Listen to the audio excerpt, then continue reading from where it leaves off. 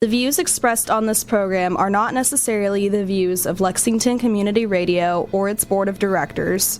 The views expressed are solely those of the programmers. You are listening to Off the Cuff. Now, here's your host, Adam Banks.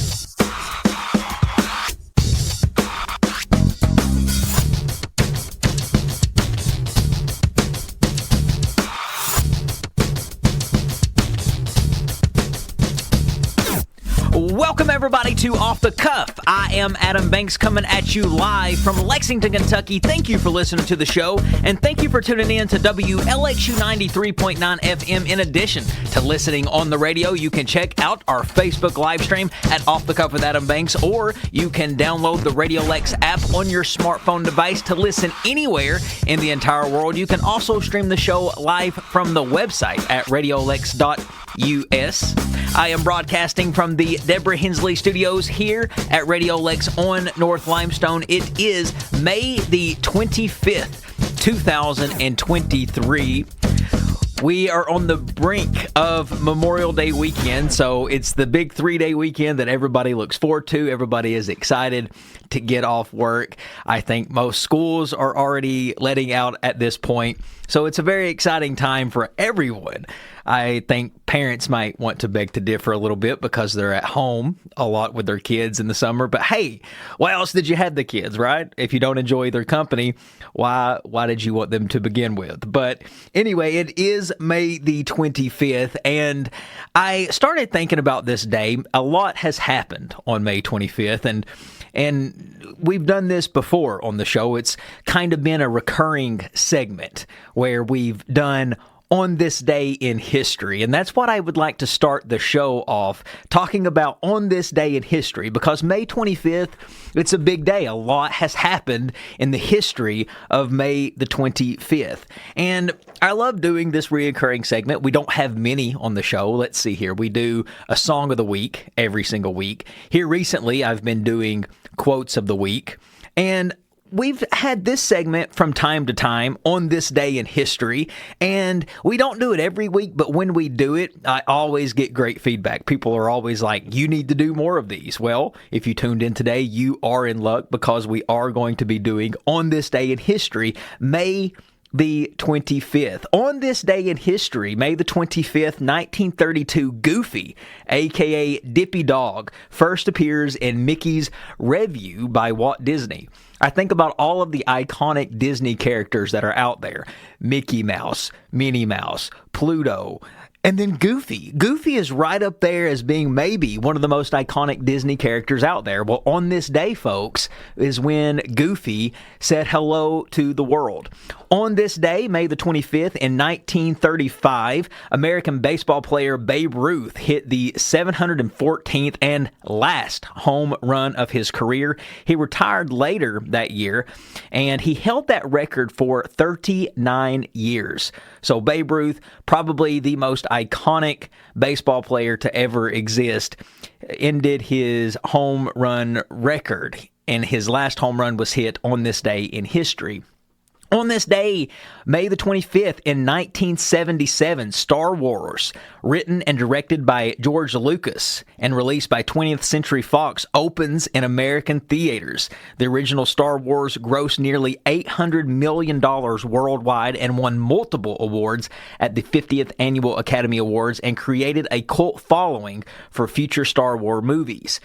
Star Wars might be one of the most influential movies ever created. It certainly has a cult following. I know a ton of people who love Star Wars, a ton of people who go all out for Star Wars. Well, it all began on this day, and the movie was called Star Wars Episode 4.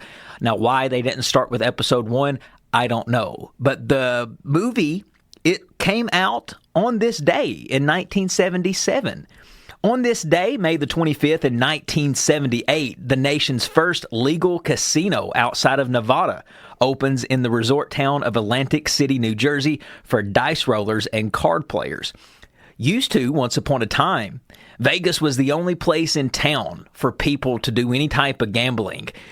it was Vegas or nothing. But New Jersey got in on the action when Atlantic City finally opened a casino. And ever since then, they took off. Now, Vegas, they never did put a dent in the success and just the aura of what Las Vegas is, but they certainly did compete with them for a while.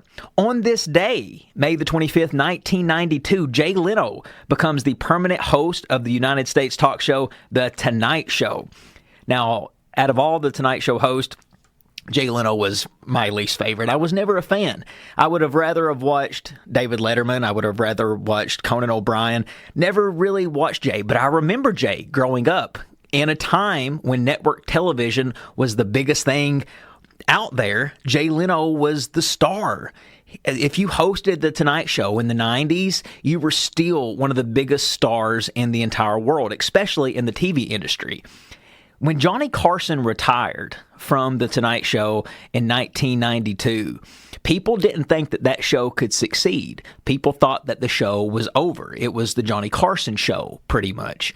Well, Jay Leno stepped in and was number one in the ratings against all of his competition all the way up until his first retirement.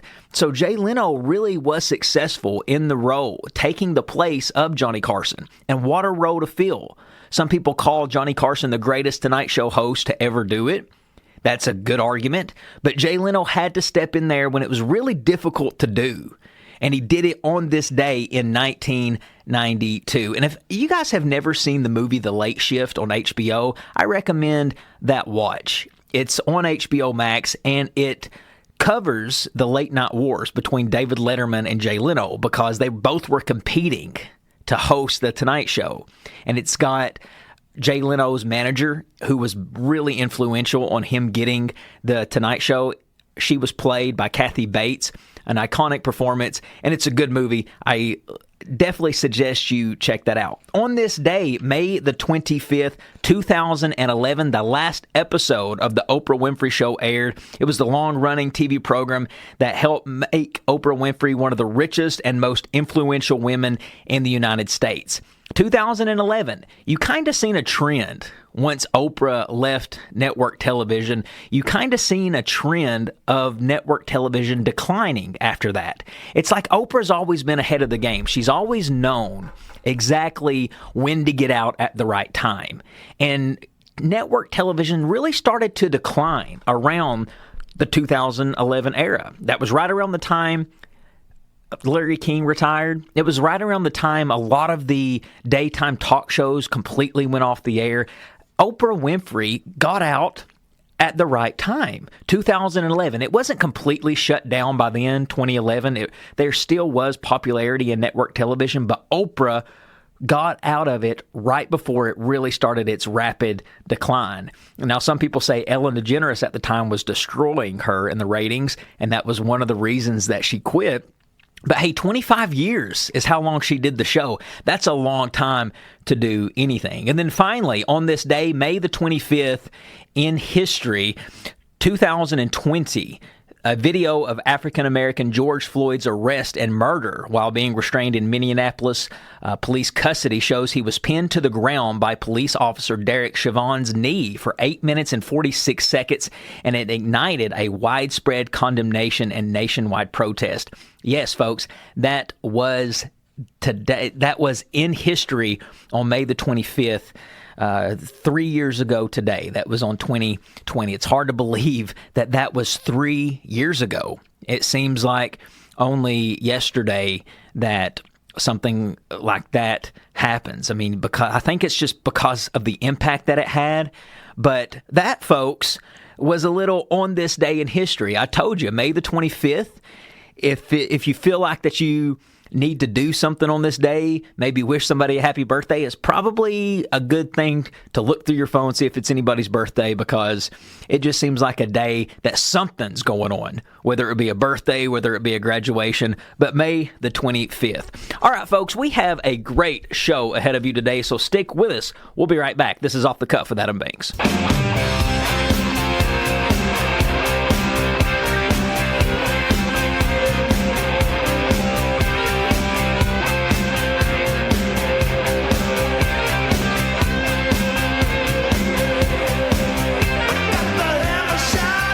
back, everybody, to Off the Cuff. Adam Banks here with you. Anybody who listens to this show, they know that I love entertainment. I mean, heck, that's what Off the Cuff with Adam Banks is. It's a show about pop culture, and we cover a lot of pop culture on this show. People love entertainment. Movies, for many of us, have been the main source of that entertainment. We've talked about movies so much on this show, different categories when it comes to music, different topics when it comes to movies. Behind all of these movies, though, folks, is, of course, a movie studio. A movie studio is the places where dreams become a reality. Over the years, movie studios have grown into industry giants with pretty respectable names. And it made me start thinking of some of the most powerhouse movie studios that are out there. There's a ton. Now, if you don't know what a movie studio is the production company that creates the movie. So before you watch a movie, you usually see the logo and the theme music of the movie studio. Think about the movie studio logos that come along with these production companies. Not only the music, but the logos. Those logos welcome a person into the experience of watching a motion picture, and it can even establish the tone for what you're about to watch. The possibilities are endless with a movie studio logo. They reinforce the personality and the ambitions of that specific company. So it made me start thinking of the most iconic movie studio theme music and logos of all time. Now, we all can relate to this topic because every single one of us have watched movies in our lifetime. And we've all seen and we've heard these theme music and we've seen these logos from these production companies. So let's talk about the most iconic movie studio theme music and logos of all time. And we'll start with one of the biggest, Universal Studios.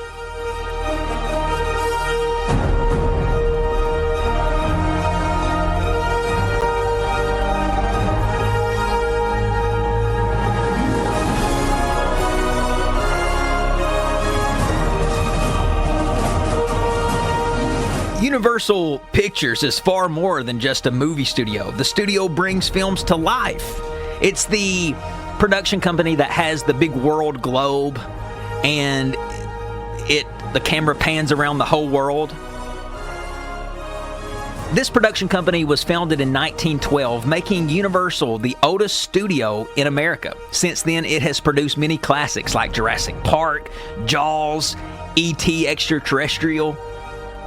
Steven Spielberg, usually when he does a movie, Universal is the movie production company that wants to work with him. They're usually the ones that say, hey, yeah, we'll produce your movie. And you pretty much know if Universal has picked up your movie to produce, the movie's going to be successful. But just the iconic music and logo alone makes Universal great.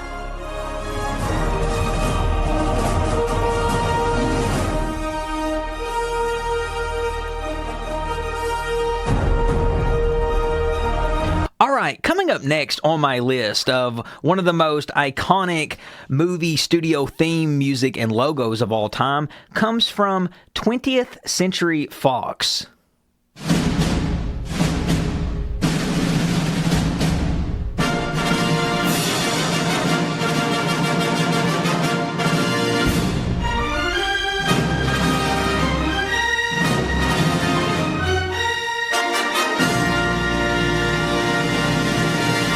20th Century Fox, it boasts a very prestigious title. It's produced the highest ever grossing film of all time, Avatar, if you're wondering what that was, and that came out in 2009 and it reached $2.8 billion. But it's produced several other hits like Alien, Home Alone 1 and 2, and X-Men. The studio was formed in 1935 when 20th Century Pictures and the Fox Film Corporation merged into one.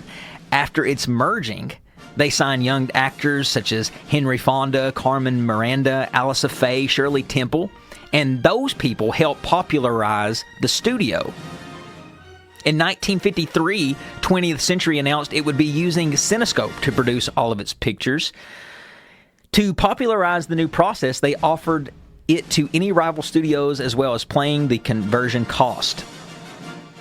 But 20th Century Fox, you hear this music, you also know it's going to be a great movie.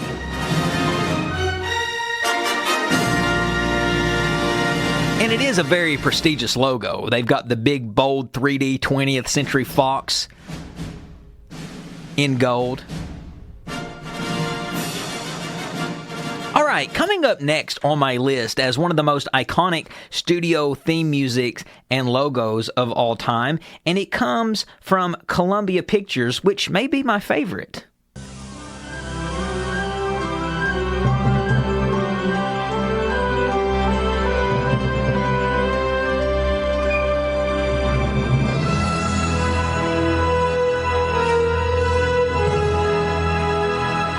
Now that is a major Hollywood studio theme music and logo. If you're wondering what the logo is, because I know you can't see it on the radio, that's the logo. This is the production company that has the woman holding the torch. She's the woman holding the torch for Columbia Pictures. It kind of looks like the Statue of Liberty. She's just standing there. She's holding the torch way above her head.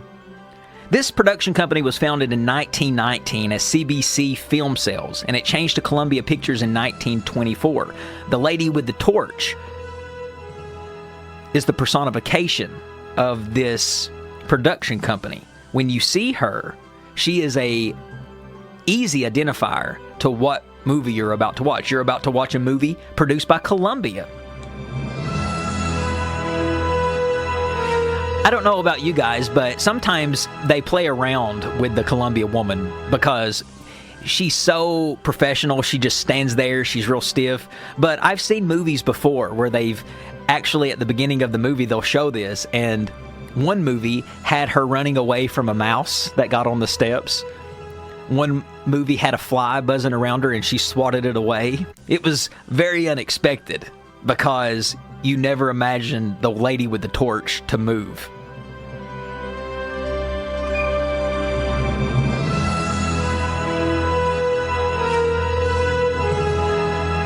But that is Columbia, a great production company who has great music and a great logo. Okay, another iconic movie production company that has a great logo and great music is, of course, Warner Brothers.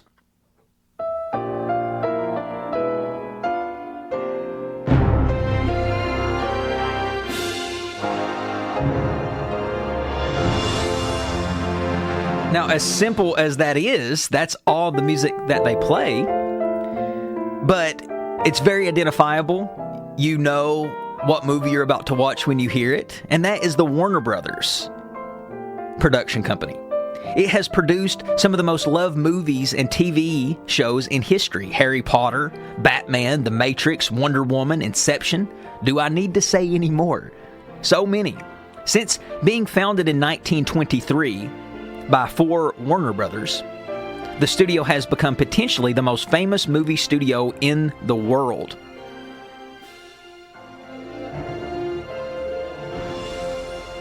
Out of the 50th highest grossing films ever made, Warner Brothers lays claim to 11 of them. That's unbelievable. No wonder they're one of the most successful production companies of all time. All right, coming up next on my list as one of the most iconic movie studio theme music and logos of all time is DreamWorks Studios. And this is definitely my favorite logo.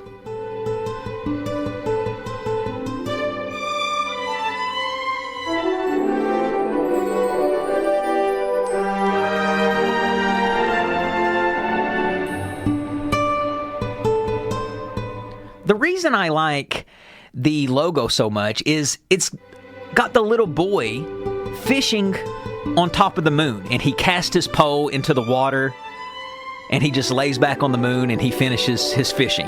It looks like the most surreal, serene, relaxing thing I've ever seen in my life. And this music, if you're wondering why it's so good and so complimentary, it's because it was produced and composed by John Williams, the same composer who did Star Wars and Jaws and Home Alone.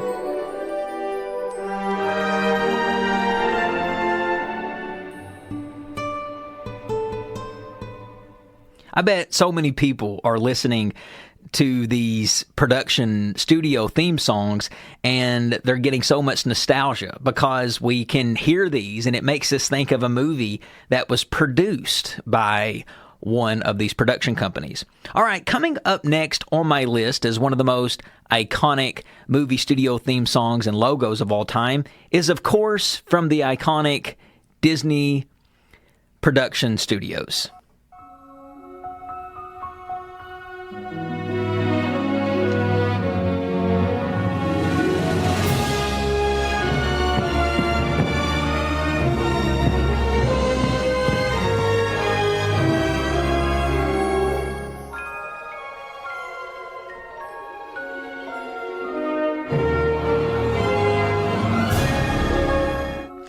You guys recognize this music. It was from When You Wish Upon a Star, which came from the Disney movie Pinocchio.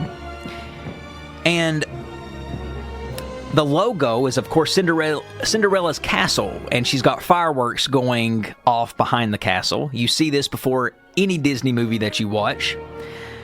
The Walt Disney Studios is an American film and entertainment studio, and it has all of the Disney movies under its umbrella.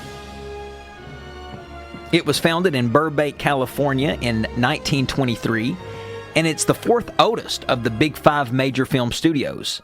The Walt Disney Studios division has prominent film production companies,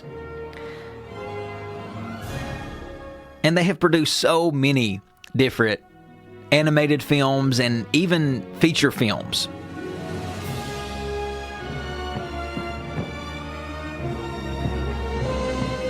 All right, coming up next on my list of one of the most iconic movie studio theme music and logos of all time comes from Paramount Pictures.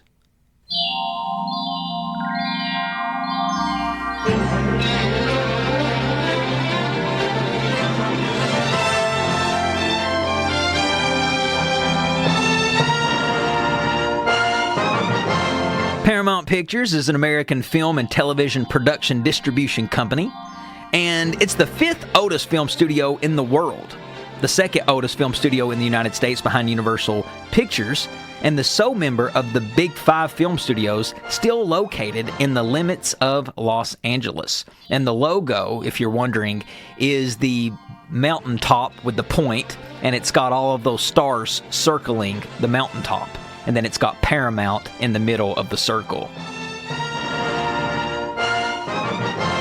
All right, coming up next on my list, it doesn't really have theme music to it, but it has an iconic noise that I'm sure everybody will recognize. Take a listen.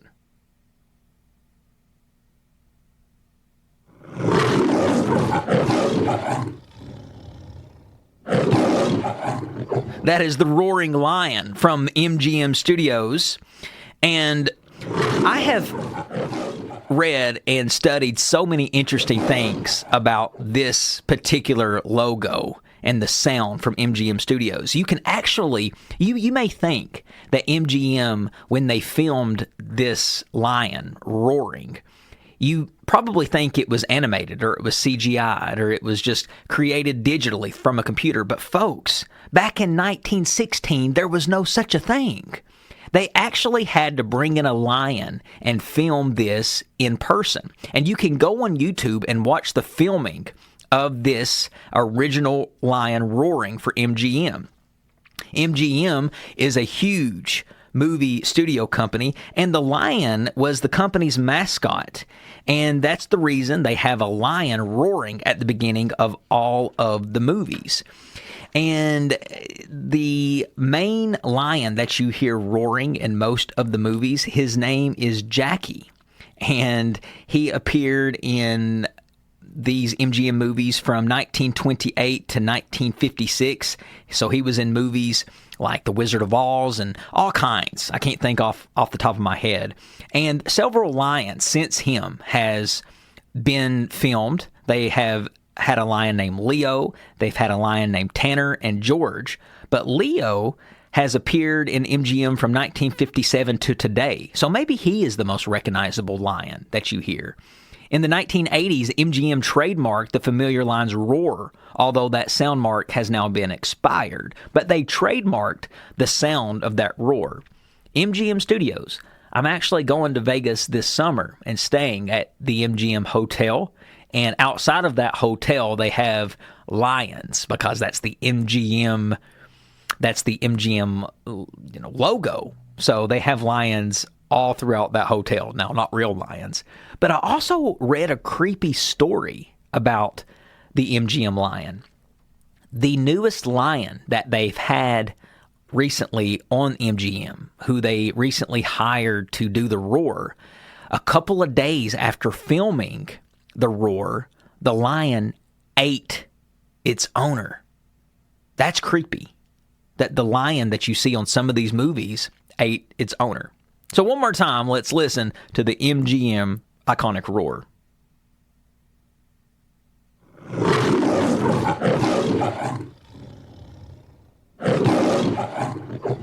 Iconic in itself, just hearing that roar. All right, coming up next on my list as one of the most iconic movie studio theme songs and logos of all time comes from New Line Cinema.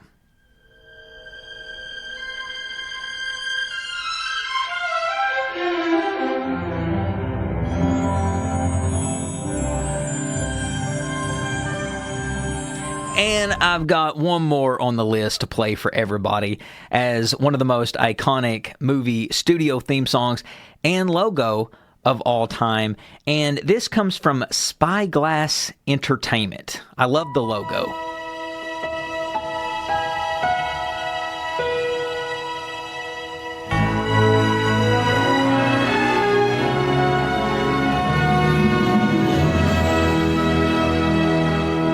Now, of course, there's other movie studios that I didn't mention. Marvel, to be one of them, Happy Madison, Sunflower Productions. There's all kinds. But I just wanted to name the top 10. And those, I feel like, are the top 10 most iconic movie studios that have ever existed. And not only because of the great movies that they put out, but the theme music and the logos that go along with it.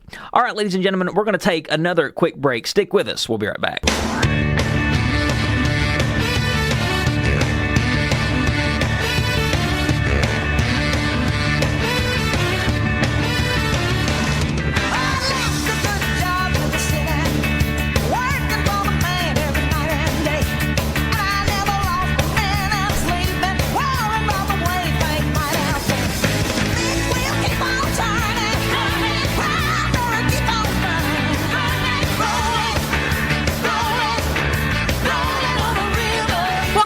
To Off the Cuff. Adam Banks here with you. My goodness, the energy that Tina Turner brought to the stage. My God. Tina Turner, she always had the short skirts, the long high heels, the built body, and the iconic wigs. But let's not forget that voice that she had.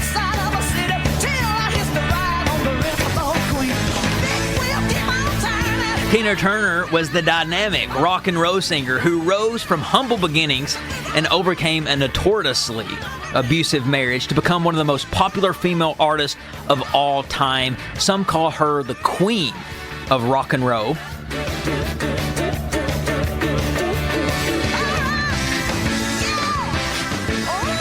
Unfortunately, I don't play this music to talk about good news about Tina Turner because Tina Turner, unfortunately, died yesterday on Wednesday, May the 24th, at her home in Switzerland.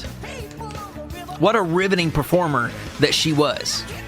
This was one of her big hits, Proud Mary, that she sang with her husband, Ike Turner.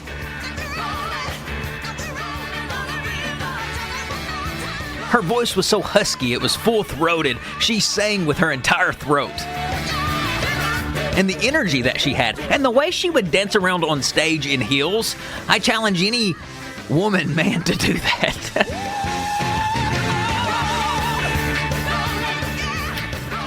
Tina Turner was born Anna Mae Bullock in 1939 to poor sharecroppers near Nutbush, Tennessee, which was a rural community north of Nashville, and she stated in her north of Memphis, and she stated in her autobiography and in interviews that the physical abuse to her husband Ike Turner almost started immediately after the marriage. Now, Tina Turner, when she married Ike Turner gave her the name Tina and gave her his last name, hence why she was called Tina Turner. And for years, she performed alongside with her husband, Ike Turner, and they made good music together. But unfortunately, Ike was a terrible, terrible person, and he abused Tina Turner. And he not only abused her, but he badly beat her physically, to the point to where some performances, when she would be singing live, she would have blood in her mouth, because right before she would go out and perform, he would beat her up. I mean, beat her to the point to where her lips would swell, her face would swell, and her eyes would be black. She has stated before that Ike purposely would black her eyes and swell her lips because he wanted people to know that he abused her. It was a sign of power. He felt very much in power and in control when he would abuse her. And it would be... Tina Turner said that he would fly into fits of rage at the slightest provocation. Just any little thing would turn him on to hitting her. She said that he would hit her with whatever was available: coat hangers, telephones, a wooden shoe stretcher, his fist. And he said often, and very often, he would love to beat her right before she went out on stage. She said on Oprah Winfrey in an interview that he hit me in the ribs and then would always try to give me a black eye because he wanted the abuse to be seen. And she said that was the shameful part. She said you can hide black eyes, but you can't hide swelling. She said, another night we had a fight in the dressing room, and when I went on stage, my face was swollen. I think my nose was broken because blood was gushing into my mouth when I sang. Before, I'd been able to hide under makeup, but I couldn't hide my swelling. And she stuck with Ike Turner for more than a decade because she was terrified of his temper, and she was afraid of what he might do if she abandoned him. But things finally came to a head in July of 1976 when they flew to Dallas for a show. Tina Turner wrote in her book that after a flight on the way to Dallas on an airplane, her husband began hitting her in a car on the way to their hotel. While he slept, she slipped out of the room carrying only a mobile card and 36 cents, which was a quarter and a dime and a penny. And she fled across a busy highway to a motel where a sympathetic clerk saw her bloodied face and gave her a room. And all of this was documented on a real-life movie that was called What's Love Got to Do With It, which came out in 1993, played by the iconic Angela Bassett. And here is a scene from that movie where Tina Turner fled across a busy highway after getting beat to death almost by her husband, Ike Turner. And she went across the hotel. She went out of the hotel, across a busy street, into an old motel, and asked the clerk for a room. Take a listen. I need to speak with your manager. Yes, ma'am, right away. George. I'm Tina Turner. My husband and I just had a fight. I'm supposed to open at the academy tonight. I have 36 cents and a mobile card. But if you would give me a room, I swear I will pay you back. No, Please. that won't be necessary. Now, Miss Turner, I'd be honored, really. We'll take care of you. Thank you. Nick, let's get Miss Turner a room. And that, folks, was not made for the movie. That was not to heighten the movie's drama. That was a real life situation. If you've not seen the movie What's Love Got to Do With It with Angela Bassett, you have to check it out. Some of the most haunting scenes I've ever seen of a physical abuse relationship. There's a scene where Ike wants Tina Turner to try some cake, and she doesn't want the cake, so he takes the cake and he stuffs it in her face. And when her friend tries to take up for her, he slaps her friend down. And just Tina is sitting there saying, it's all right, he's okay. And her friend tells her, you're a dead woman if you stay with him. And she eventually left Ike Turner after that night, after she left that hotel and ran to that clerk, and that clerk gave her a room. She never turned back and went back to him. She said in her interview with Oprah, she said, after my plane landed in California, my heart was in my ears. I was afraid Ike would be there because once I left before, and he tracked me down on a bus. So when I got off that plane, I ran like mad. I said to myself, if he's here, I'm going to scream for the police. I had one chant in my head. I will die before I go back. So she never went back. And then Tina Turner, she went on and she kept her name. She won the rights to her name, Tina Turner, in court, and she went on and started a solo career, and she produced many hits in her solo career like this one.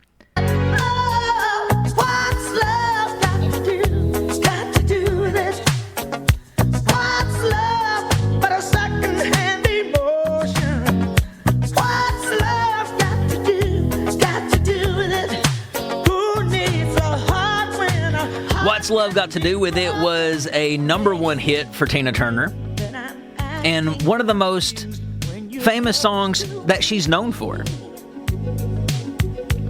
You gotta love Tina Turner and the things that she sang about. She also came out with this classic hit, The Best. You're simply the best. Better than all the rest. Better than anyone. I'm stuck on your heart. Now, as Tina started to age, she did have a ton of health problems. It says here in 2013, 3 weeks after her wedding to Erwin Bach, she suffered a stroke and had to learn to walk again. In 2016, she was diagnosed with intestinal cancer, and Turner opted for homeopathic remedies for her high blood pressure. This untreated high blood pressure resulted in damage to her kidneys and eventual kidney failure. Her chances of receiving a kidney were low, and she was urged to start dialysis. She considered euthanasia and signed up to be a member of Exit, but Bach, who was her husband, offered to donate a kidney for her transplant. She had a kidney transplant surgery on April the 7th, 2017, but then eventually died yesterday, May the 24th, 2023. What an iconic performer, and what a strong, strong woman that Tina Turner was. She was an advocate for physical abuse, and she did show that it was possible to get out of relationships like that and still become successful after going through one of the most traumatic things that you could go through, which is physical abuse. But long live the iconic artist, Tina Turner. All right, folks, we are going to take Off the Cuffs Song on the Week, and because I'm talking about Tina Turner, wouldn't it be necessary to play a Tina Turner song? So I started thinking, what could be the Tina Turner song that I could play? What would be the one that everybody would want to hear? I don't know. I really don't. So why not just enjoy her #1 hit, What's Love Got to Do With It? We'll be back after the song.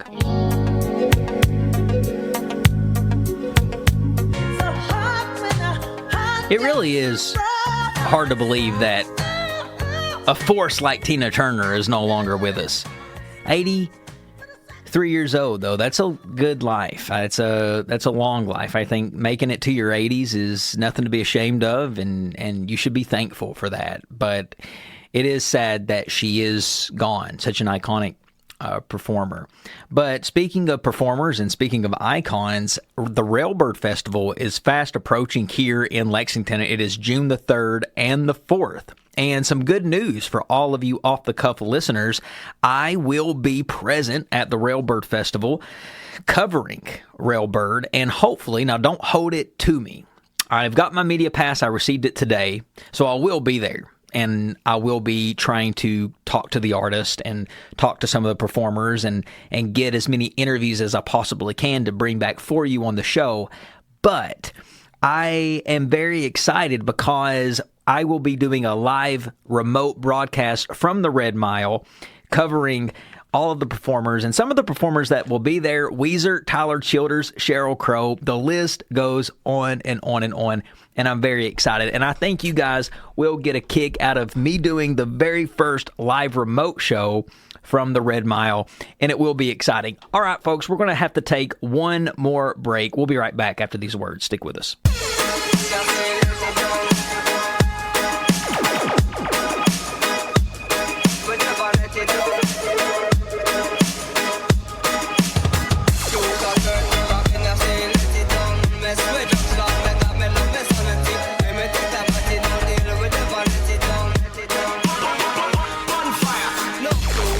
Welcome back, everybody, to Off the Cuff. Adam Banks here with you. Last segment of the hour.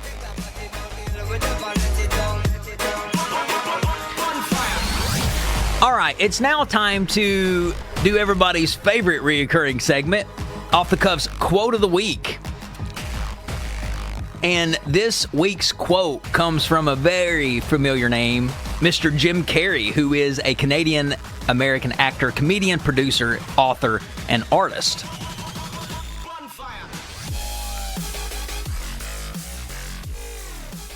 I heard this quote at a graduation speech that he gave. Now, of course, I wasn't there during the ceremony to hear it, but thanks to YouTube, I was able to hear this message. And this is the quote: "You can fail at what you don't want, so you might as well take a chance on doing what you love." Don't you love that? There's so many things that you can go out and do and fail at, like being an accountant, being a mechanic, being a carpenter, being a nurse, being a lawyer, being a doctor, being a pharmaceutical sales rep. So many careers that you can go out and do and fail at, because it's possible. Anything's possible when you jump into a career. So you might as well take a chance on doing what you love. If you are in a career that you do not love, you have the same probability of failing at that than you would at doing something that you don't love. And Jim Carrey was specifically talking about his father, who wanted him to become an accountant because he was afraid that if his son Jim went into acting, he would fail at it. And Jim told his dad that he could fail at being an accountant, which many people can. You might think you're going to be an accountant. That's a steady 9-to-5 job. You're going to make decent money.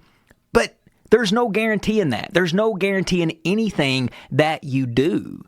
So you might as well and try and do something that you love doing. At least you will fail at what you love than trying to do something that you don't love and failing at it, because failing is possible in any scenario.